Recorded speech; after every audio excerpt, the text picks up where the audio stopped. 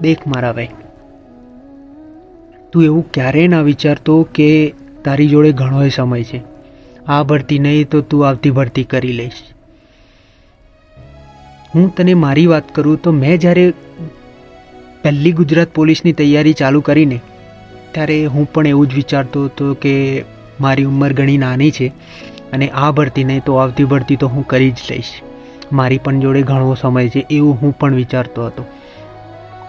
એક પછી એક ભરતી આવતી ગઈ અને હું ક્યાં જુનિયરનો ક્યાં સિનિયર બની ગયો ને ભાઈ, મને જ નથી ખબર.